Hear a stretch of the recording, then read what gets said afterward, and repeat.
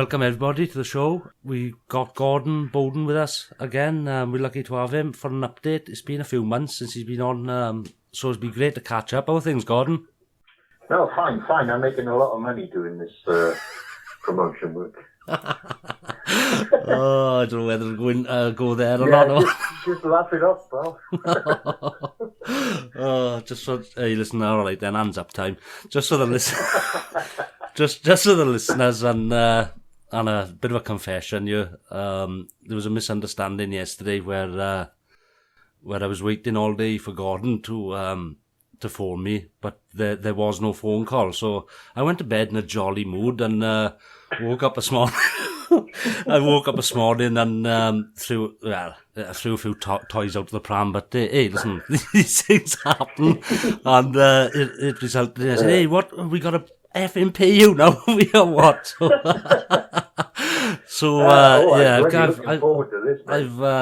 I've given Gordon a lashing, and also I got to thank David as well for patching it back up again, because I did wake up on the wrong side of the bed, and that's what happens sometimes.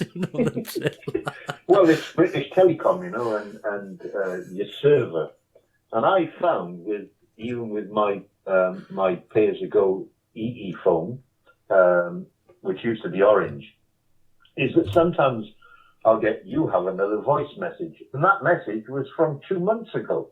It's just been delivered. So, EE is not the best provider when it comes to updated software for passing on messages that are left on your answering machine. So you probably find you'll get it in about, I don't know, June. Yeah, most likely, mate. Yeah. But, no, so we've had a release of a little video from the anonymous group in North Wales. Now, that seemed to have done the rounds a bit, and I know that you would like to, and I would personally like to thank the lads from Anonymous for putting that together. It's brilliant, and I'd like to thank them and pass the message on. I passed it on to Mitchell Anthony as well in Anonymous London, who runs the Aspire network, because they were the ones that gave me an opportunity to put it on video through Aspire when I did the 1st of March, St. David's Day chat outside on Trafalgar Square, and then we went on to the BBC. So that's been a catalyst for documenting forensic evidence where it was recorded. I went into the BBC and they've done nothing. And I know why they've done nothing, because it implicates their very top executives. And I'll tell you why. Is that when I went into the BBC and I pulled that travel bag with me, inside there were 4 large files. One of them was the Andrea Davison court case copy of one of the presented N265 full disclosure files. And in there it lists her whole network of money laundering mechanisms and addresses in the United Kingdom, and Vancouver, Canada, British Virgin Islands, Panama. What it does in the court case file is disclose the wider network to which she operates for. Do you understand? Yep. And that's what Andrea Davison took the defamation case out for. She didn't want it in the public domain, because once it goes in the court, it's a registered public document, and it stays there within the court forever. Do you understand? In their records file. Yeah. So what they hoped, or what she hoped, and the people that she worked for, was to eradicate all that information from any public record, to bring forth prosecutions for other people who she works for. And they are the higher echelons, including many members of the House of Lords, MPs, who operate within the wider system of Freemason lodges. And that's where it goes. It actually can be proven, like Lord William Hall. If he wants to contradict it, he can do, because one thing I'm very good at is forensic document recovery. And Lord William Hall is a liveryman at Painters Hall in 8 Little Trinity Lane, London. And 8 Little Trinity Lane, or it used to be called Painters and Stainers, and it's a Masonic lodge. Do you understand? So he's a liveryman at that address, And out of that address are the directors of Anglesey Mining in their companies, including Phoenix Mining PLC, or say there's many companies to which Ian Cuthbertson is a director, and many other, Dinesh Kumar Varma of Anglesey Mining PLC. So that's the way you trace. If you can then trace individual directors who are running virtual mining companies to the same address, and then expand on that by recovering all the other companies that operate out of that Masonic Lodge, what you then see is a generalized picture. Do you understand? Yes. You see a bigger picture than what is presented other than one company name with a board of directors. What you see is a network of companies, all with the same board of directors, who are playing musical chairs within a group of companies. And all they're doing is moving in and out of companies from a common address. And that's how I said, once you understand the mechanics of how it operates, it's very easy. And this is what they don't want in the public domain, because there would be riots in the streets. Now, I don't want riots in the streets. I want these people to face the same prosecution as if they catch somebody urinating in the street. It needs to be exposed for what it is, and it's billion-pound organised crime. Nothing more, nothing less. Oof, and a bit on the side. Now, more than a bit. Now, for the listeners, because we went through quite a lot of information there in a very short time. Basically, because I understand it, and most of the people listening to it would understand it, but for the people who are hearing this for the first time, this Andrea Davison woman and how she connects and how it all went to Anglesey Mining and how it all intertwines with these Masonic lodges is key in understanding how the whole fraud is used to asset strip the nation, basically, or right. And now, could you just go into the little mechanics to help people understand how we have this woman, Andrea Davison, running around. She's been found guilty by a court of law. She's giving interviews all over Europe. She's connected highly with Peter Hain, provable fact, the documents there. And Lord Douglas Hoyle is the main. Lord Douglas Hoyle is the link then to the 17.8 million, which is the money trail to the 3 missing nukes. Simple. Because if you look in the highest forensic evidence, document-wise, you can get is Hansard, which is a record of questions and answers at the Prime Minister's question time. Do you understand that? Yes, Gordon. Hansard, I just need to let the listeners digest what we're going through, because you mentioned nuclear warheads, and because we've gone straight into the deep end, and we're going to stay in the deep end for this interview, is to go back and listen to Gordon's previous work to get a fuller grasp of what we're talking about. They'll have to go back and do a little bit of research. But if you can give them a little bit, Gordon, then we'll crack on. All right. So let's do the reference to Andrea Davison. Now, I traced certain companies to 788, 790 Finchley Road that were linked to my partner's fraud, to which she and over 800 other South African victims lost a collective total of about $113 million US.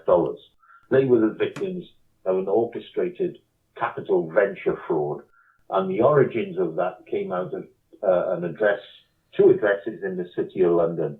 One was 5 Harley Place, London, Harley Street, London, and the companies that were formed there, to which my partner was the victim of, were previously registered at 788, 790 Finchley Road.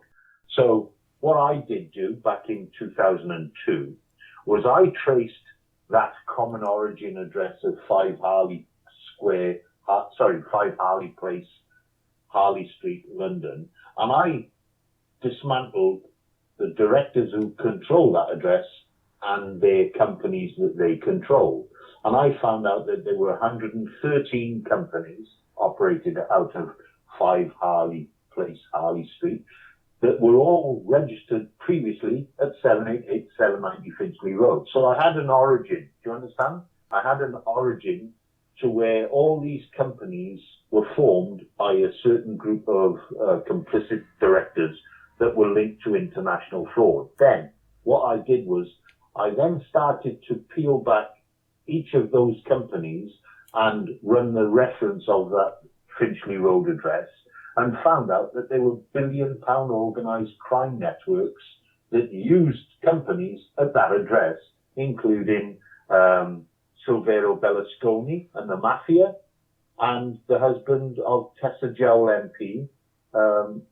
You know, if you look at Jowgate and you come up with David Mackenzie Donald Mills, and he was convicted in the Italian courts for setting up shell companies that were linked to mafia money laundering and money laundering for Silvero Berlusconi, who has been convicted of fraud. Do you understand? So I had a common address back in 2002, and all I've done is expand upon all the addresses and companies that are interlocked to that specific Finchley Road address.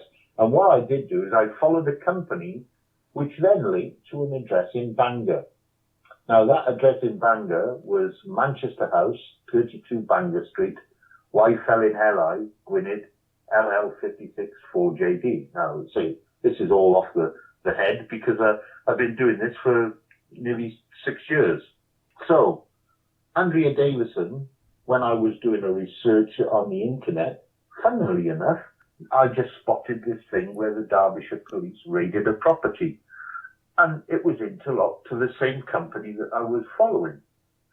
So what I did do is I ran her address through an internet search and came up with, there were 1 million emails sent to undisclosed recipients for dying child begging letters, romance scams, fake worthless university degrees, you know, fake gold bars, fake watches, all operating and emanating from people said to be living at that address. So then what happened was I published through Peter Eyre's webblog, Eyre International, the other references to which were not disclosed by the 2-page document that I recovered from the internet, which was a sort of panic letter by Andrea Davison to say that the Derbyshire police had raided her property, they'd seized everything of value. So what it was her 2-page declaration on the Derbyshire police raid on the 13th of the 1st, 2010, was a panic to let the people who she worked for know that she'd been raided and they'd seized everything. And 4 computers, 6 mobile phones, and all the paraphernalia that comes with a fake document factory linked to organised crime. So I just published, and so in order for Andrea Davison to protect her wider network, which she works for as an administrator, was she tried to bring out a defamation case against myself, Peter Eyre, Google Inc., the Pal Telegraph, etc., etc., etc. And she was well advised by somebody with the acumen of being able to post and set together court documents. And I found out later on that was her accomplice, and his name is Pete Sawyer, investigative journalist, because he's been involved with major cases, including politicians. You can recover a lot if you know where to look. And out of the 2-page document that I initially found on the internet, there were 7 header bars in blue. And one was House of Lords, paedophile investigations, arms to Iraq. And out of those 7 header bars, I recovered over 400 documents and personal letters from people like Tony Blair, Ken Clark, the Scott Inquiry, and Lord Douglas Hoyle. And from those letters, which some 2 were addressed, one to the Chief Constable of the North Wales Police, handwritten, and the other one was, there were 3 letters to, 1 letter to the Chief of the Derbyshire Police, and 2 others from Lord Doug Hoyle to Tara. Do you understand? Andrea Davison. Mm-hmm. So what I uncovered there was that there was a close association to a person that was being prosecuted for organised crime, fraud, theft and money laundering with high connections to the corridors of power. And by following through with this and then being involved in a 5-year civil case against Andrea Davison, what I've uncovered since has been laid out in a sort of story time of massive organised crime linked to senior politicians and members of the House of Lords, who all use those as common addresses in Finchley Road. So, as I said, for anybody that understands and can look up Andrea Davison, this is no angel. Make no mistake. She is no bodicea for paedophile recovery of those that commit these hideous crimes, because this woman is a very, very intelligent criminal. Very intelligent. And I'll say that openly if she wants to come back and contest it. Because when her criminal trial started on the 4th of the 7th, 2012, you might hear a bit of noise in a minute. It's Jaws coming in for a drink. What happened was she fled to Miami on the 2nd of the 7th, just prior to the commencement of her criminal trial. Now, her trial started on the 4th of July, 2012, and it ended on the 25th, when she was convicted upon indictment on 26 of 27 charges of fraud.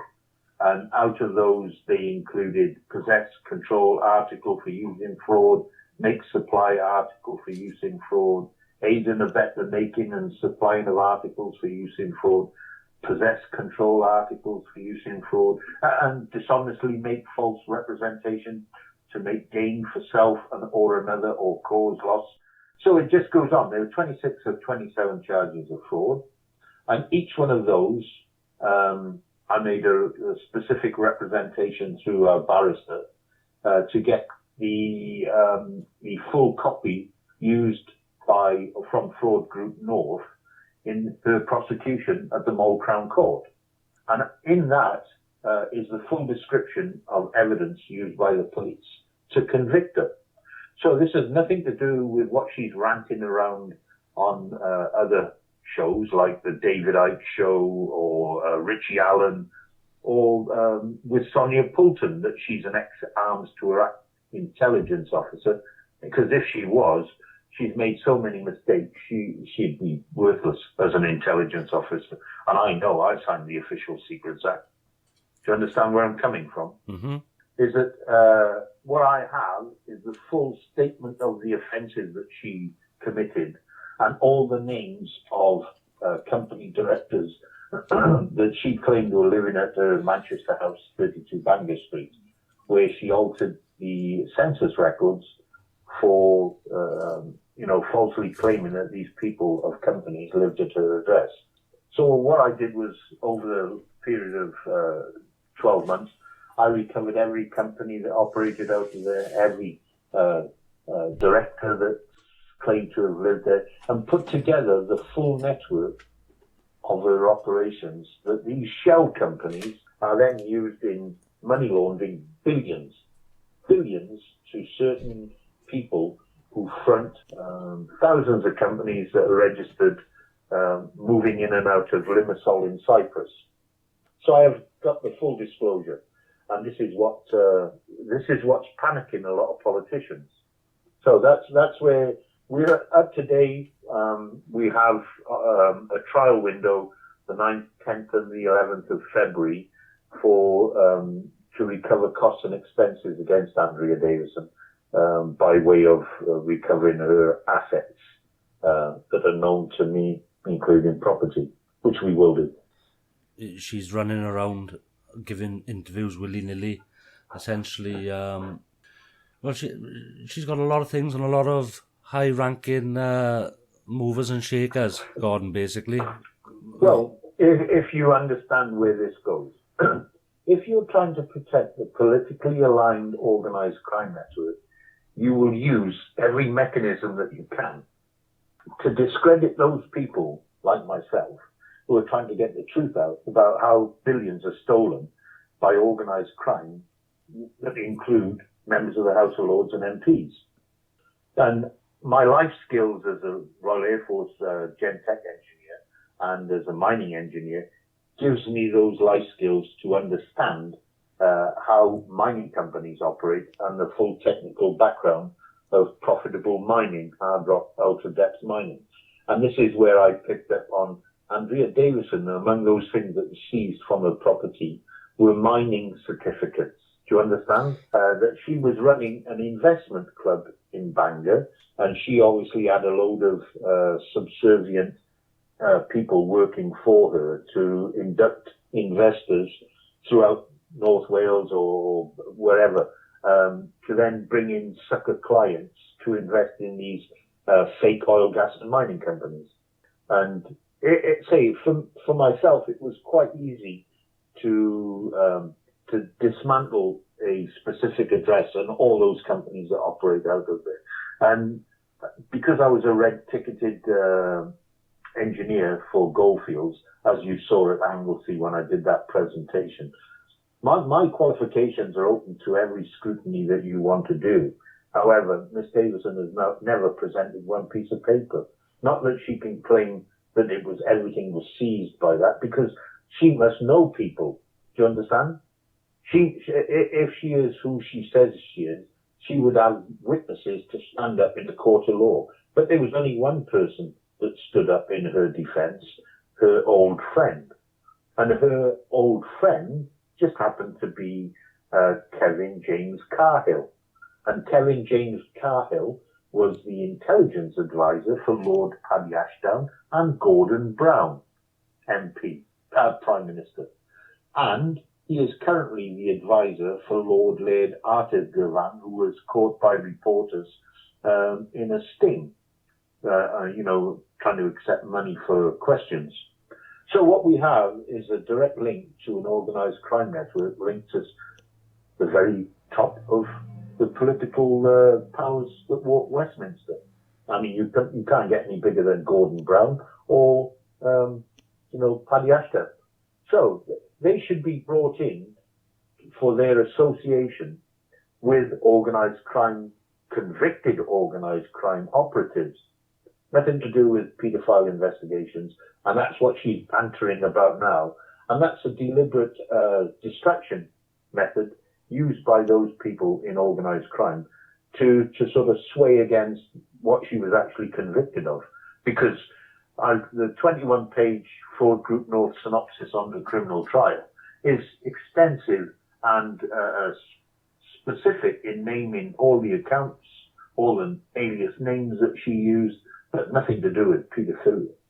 So she's trying to gather a sort of supporter base based upon her claiming to be being convicted under a guise of her sort of arrest, while she was purportedly trying to uncover Westminster paedophile rings or linked to North Wales. But that's not the case. She's just an administrator for an organised crime system that goes to the very top of the establishment. This is what's if it was allowed to go to a public inquiry, people like David Cameron would go to jail, Tony Blair, Gordon Brown, they would all go to jail, Peter Hain, every one of them.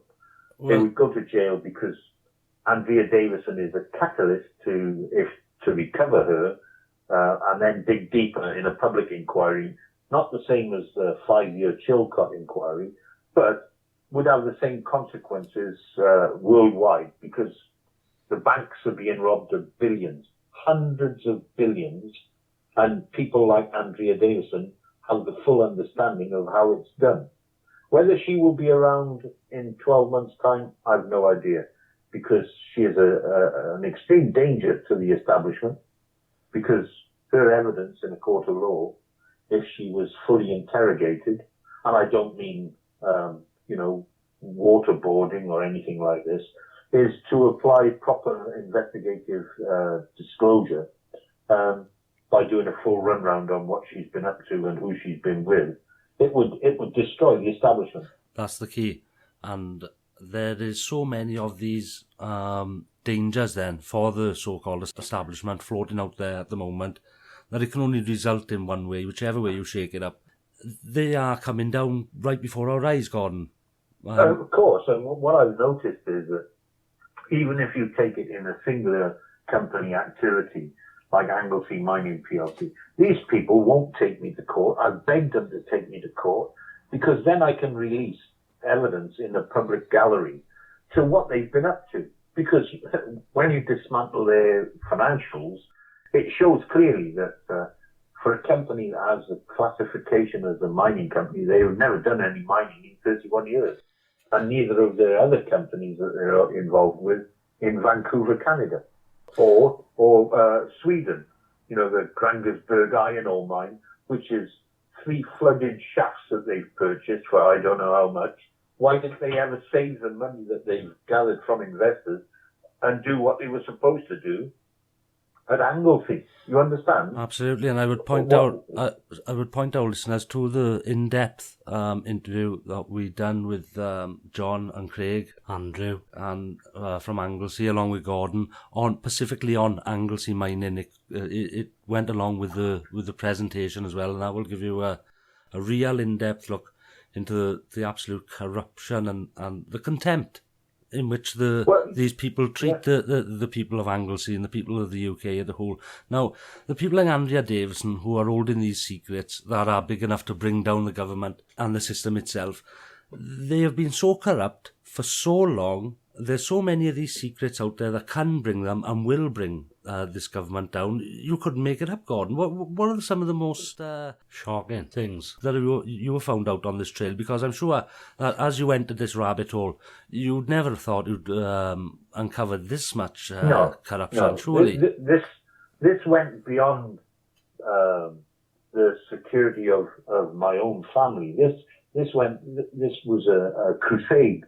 That once I understood what this was about, I had to leave things behind for my own personal forward movement of my life, and then focus on trying to get out to people like yourself or the people of the country, is to understand that this goes beyond my own personality or because of what is the truth of the filth that run this country and how it's been orchestrated over generations. And what I found is that if I followed individual fake oil, gas and mining companies that are stealing billions from banks, financial institutions, pension funds and little private investors, that these people are very senior members of the House of Lords. I mean, I'll name them on your radio show. If Lord Ian Colin Orr-Ewing wishes to take me to court for his involvement as a paid director of Vatakula Gold Mines Limited and the multiple other companies that he's a director of, he's more than welcome, because that will then bring down people like David Anthony Lenigas, who has been running this 50 to 100 billion barrel of oil near Gatwick Airport scam under the 5 common companies, Stella Resources, which brings in the Clogau Gold Mine in North Wales. So these are all fraud scams that are stealing billions and laundering them to accounts in the British Virgin Islands, Limassol, Cyprus, where they use lower-end operatives like Andrea Davison. There's Gulf Keystone Petroleum.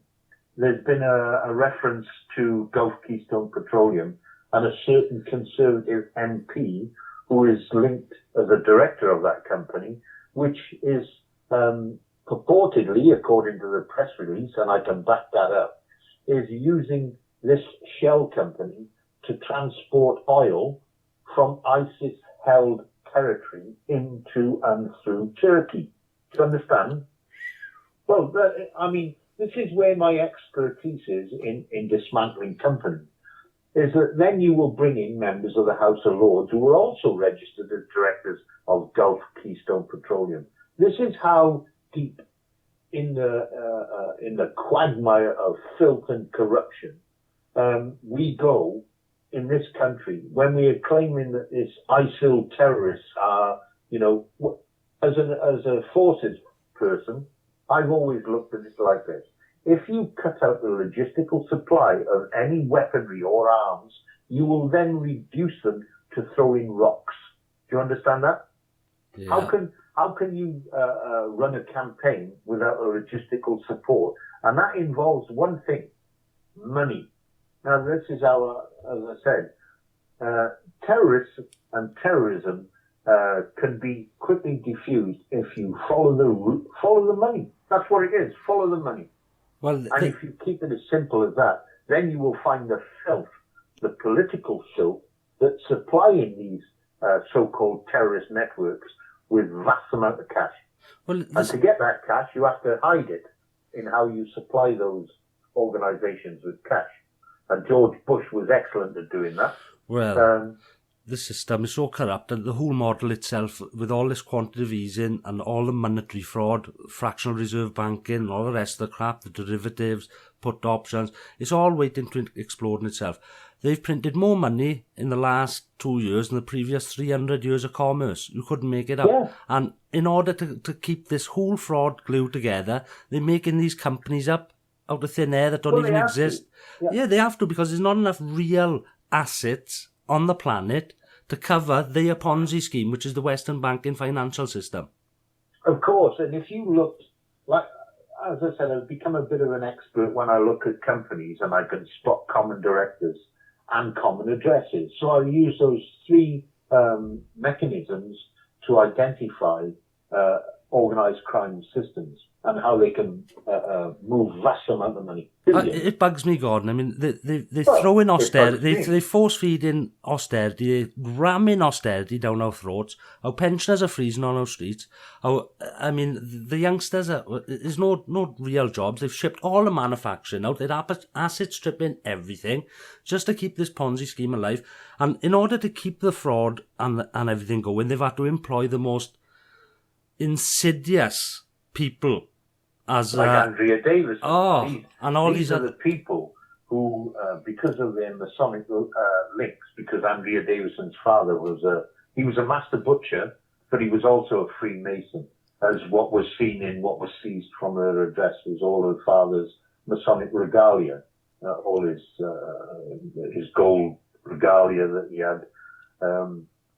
So as I said, that's what turned my stomach in 2002, what I found and how it links to the British establishment.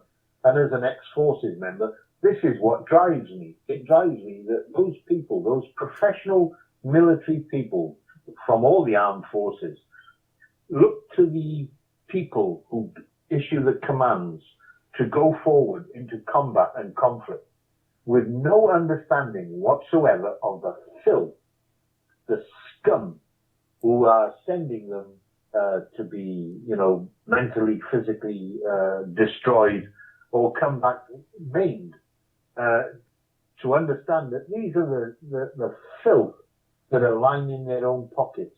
How can you have somebody like Tony Blair asking a charity company for £500,000 to give an hour and a half speech on their behalf? It goes beyond my comprehension. Well, after these that's why I fight. That's why I fight day by day to try to get people like yourself and your listeners to understand. In order to bring this system down, what's needed is to look at very simple targets. One, Anglesey Mining PLC, and to then use that as a catalyst to expose the greater filth that runs along with it. And that's why I'm doing it. I said, there's an opportunity for the people of Wales and the old mining communities to understand. They've just shut the last coal mine in this country, the last one. Now, from what I believe on the news, those miners' pension funds a lot of them will be invested in these Ponzi scams. Do you understand? That eventually they will withdraw, but having lost a lot of their money, will then be backed up by government payments, which is robbing us twice. Initially, that the pension funds will be robbed. Secondly, that it will then have to be backed up by payments from the Bank of England, which then has to be paid for by the taxpayer. Do you get that? Absolutely. The pensions are gone. Simple. Anyone who thinks they're going to have a pension in the next 10 years, forget it. The system's imploding. Your pension is gone. Oh, they'll get a proportion of that, because what it will be is a payment from the Bank of England to cover the loss. So, as I said, Sir Steve Robson left Royal Bank of Scotland. That went from 800 million in the black to billions in the red in the space of a couple of years. And people say, oh, how did that happen? Well, the bank issued, and Sir Steve Robson and his 7 Freemason cohorts issued certain responses saying, well, it was a toxic debt. It was a toxic debt of unsecured loans that we made to multiple companies. However, let them name those companies, and you will find it was companies like Gulf Keystone Petroleum. Do you understand? It's that they robbed the banks from the inside. That these people who operate as directors and say senior executives of the banks, when you put it together, that these are the very instruments that are stealing the billions and passing it willy-nilly to their Freemason mates from lodges all over the world, because this is linked to Australia, to Canada, to the USA, to China. So all these mates of theirs who operate the biggest organized crime systems in the world. Now, as I said, anybody that wants to question it, my research material is more than welcome. So, say, let me have an opportunity, and they won't give me that opportunity. Okay. That's the point, is that you need a platform like yourself to get to listeners in and around your location. But what about the major media? And the only thing that I did with Anglesey was even having had threats not to turn up, and by those people that organise it, threats against them and their families, I was determined to try to speak to a few people who will then carry that to their families and their friends, in the hope that one day the County Council of Anglesey will be held in an inquiry for prosecution. Well, the Welsh Authority. The people got to do it themselves, because it's painfully obvious that in order to keep this, as we mentioned earlier, in order to keep this full Ponzi fraud, the wheels turning, to keep the wheels greased, they've had to get the most filthy, corrupt characters in government in order to do it. And then give them a title, right, like honourable. Now, this goes all the way down into our courts. All the way. We never, we hope that there is a few good men, so to speak, left in pockets of these in positions, but I very much doubt it. We got to come to it, and there is only one conclusion, and that is we've got to hold them in account by the laws that's been set there for the times we live in now, i.e.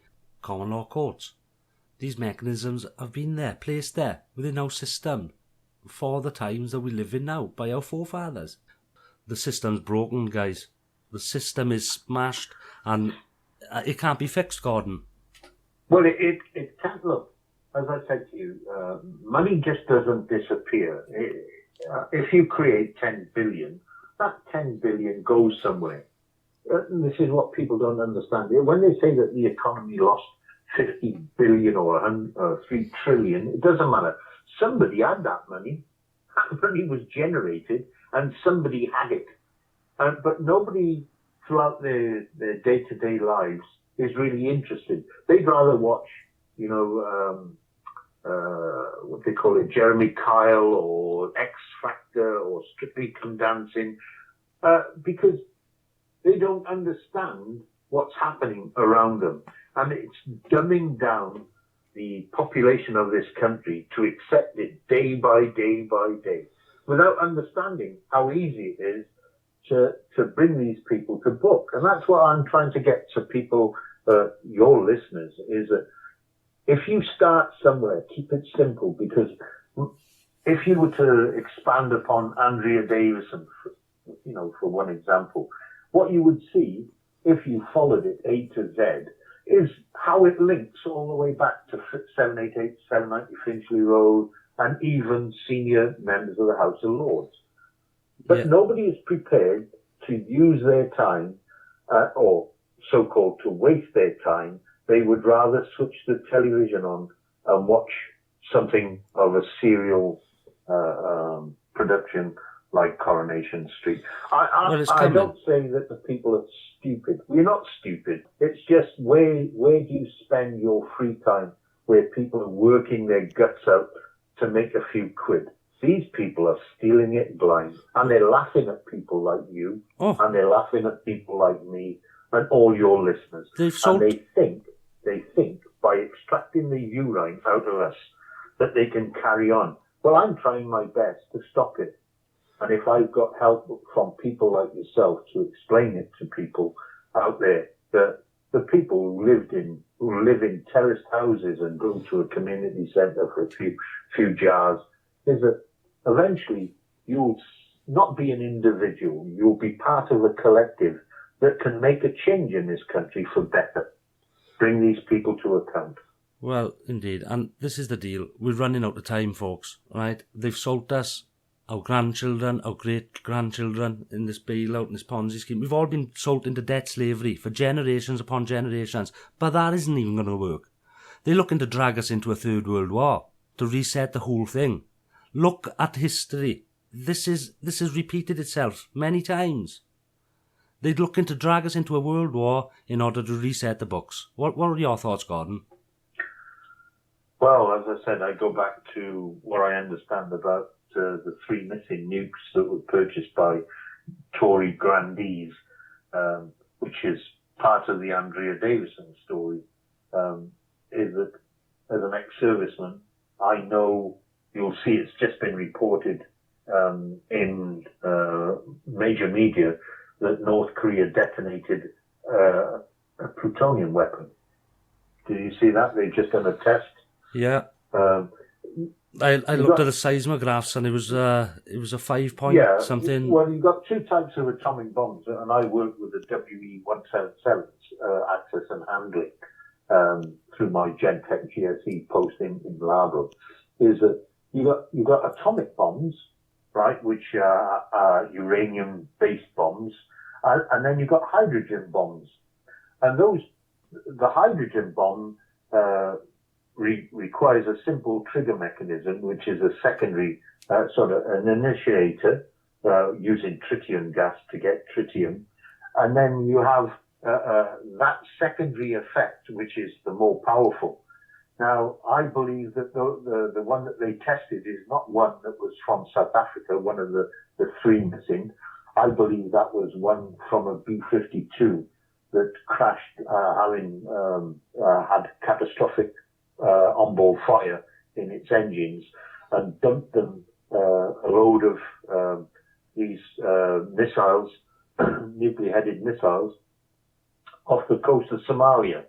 And I believe that those were recovered by a guy called Conrad Billy Muller Rautenbach, who is a friend of John Arnold Breedenkamp. They operate together, and he's the one that orchestrated the 3 Tory purchase nukes. And that's where I believe that these things are being sold on the open market. And it goes on. So, as I said, is that these weapons could be used to start a third world war, and who are we to know, the general public, of the truth behind that? And I'm just trying to get the truth out as best as I know it. We have cases in the past where corrupt governments have been able to sell nuclear weapons. Israel was doing it in the 80s, I believe. Well, they worked. The Israeli scientists worked at Pelendaba with Dr. Death, with Wouter Besson. And Wouter Besson was a good friend of Dr. David Kelly. And hence, that's where I believe the transfer of intelligence of biological and chemical weapons ended up in the sort of archives of the apartheid government via Dr. David Kelly to Wouter Besson, Dr. Death, who worked at Pelendaba with Israeli scientists. These people get freelance support from governments in the filth of mass murder. That's why I do what I do, Darren, is that one day maybe we'll have a better, more accountable government. Yeah, and they're not going to give it to us. And it's not going to work. It's not going to happen in the voting booth or anything like that, because as we outlined earlier, in order to keep this filthy system in operation, they've had to employ the most filthy characters. Understood. 100%. You're 100% right, my friend. It's just that I feel that we're running out of time. They're trying to get this Third World War kicked off. The money trail goes everywhere, including China, as we pointed out earlier. It goes everywhere. This whole system is global, and it is imploding. Cool. It's imploding now, right before our eyes. And what's happening is that when it comes to my disclosures or anybody that sort of interlocks to that, is that they're starting to understand how simple you can confront these people. And this is what they're fearing now, is that people are picking up, even, anonymous North Wales or anonymous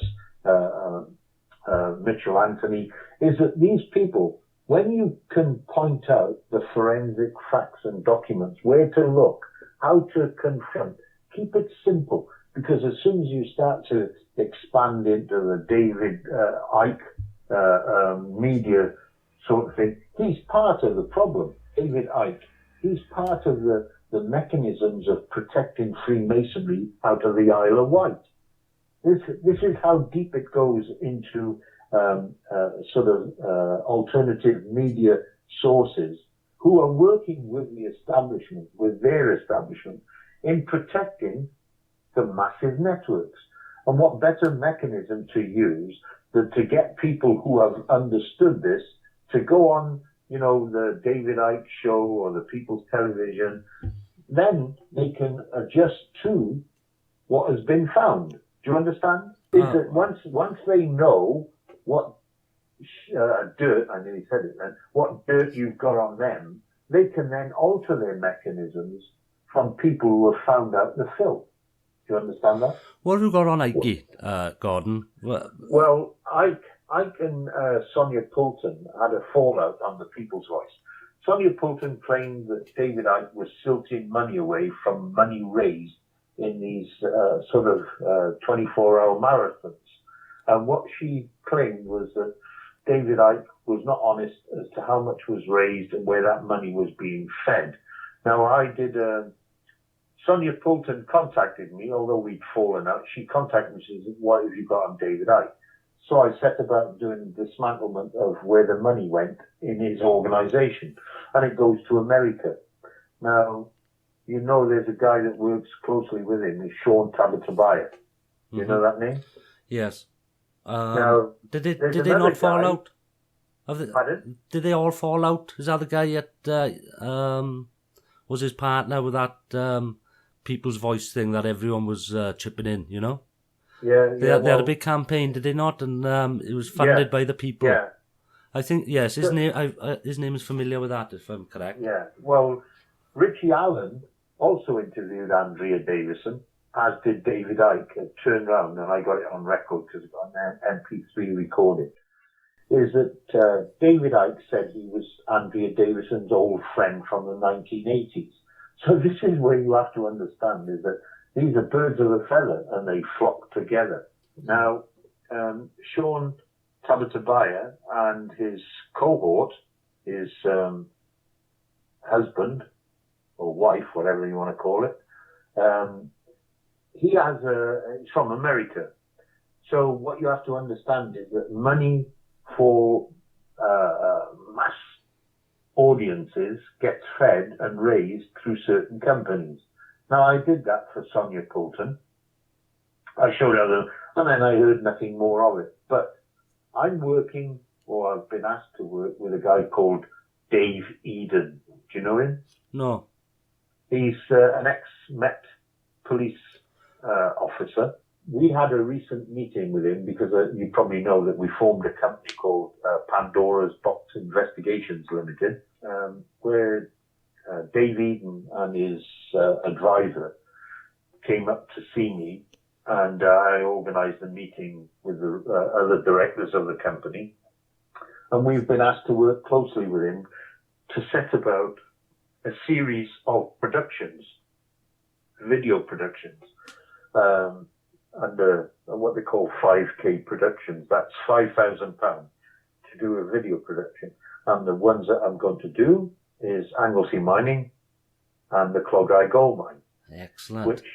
Which should start riots in the streets, especially if you're a coal miner or a miner, because it will be an expose on David Anthony Lenigas, who recently left all the boards of directors of all his AIM, which is Alternative Investment Market companies.